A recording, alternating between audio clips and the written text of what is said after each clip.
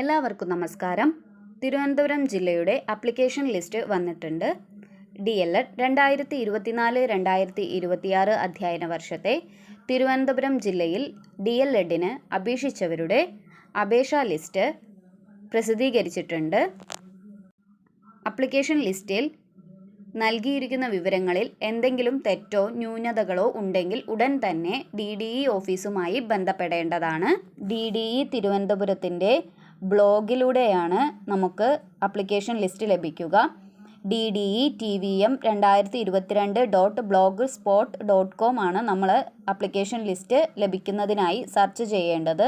ഇത് application list മാത്രമാണ്, ഇത് റാങ്ക് ലിസ്റ്റ് അല്ല എന്ന് പ്രത്യേകം ഇതിൽ പറഞ്ഞിട്ടുണ്ട്. ഇതുകൂടാതെ PSCയിൽ നിന്ന് റാങ്ക് ലിസ്റ്റ് DDE ഓഫീസിൽ എത്തിയാൽ ഉടനെ തന്നെ ഈ ബ്ലോഗിലൂടെ തന്നെയാണ് ഫൈനൽ റാങ്ക് ലിസ്റ്റ് പബ്ലിഷ് ചെയ്യുക എന്നും അറിയിച്ചിട്ടുണ്ട്. ഗവൺമെൻറ് എയ്ഡഡ് സ്ഥാപനങ്ങളിലേക്ക് അപേക്ഷ നൽകിയവരുടെ ലിസ്റ്റും അതുപോലെ തന്നെ സെൽഫ് ഫിനാൻസ് സ്ഥാപനങ്ങളിലേക്ക് അപേക്ഷ നൽകിയവരുടെ ലിസ്റ്റും നൽകിയിട്ടുണ്ട്. തിരുവനന്തപുരം ജില്ലയിൽ DLEDന് അപേക്ഷിച്ചവർ ഉടനെ തന്നെ ഈ വെബ്സൈറ്റിൽ കയറി നിങ്ങളുടെ പേര്, വിവരങ്ങൾ എല്ലാം ശരിയാണെന്ന് ഉറപ്പുവരുത്തുക.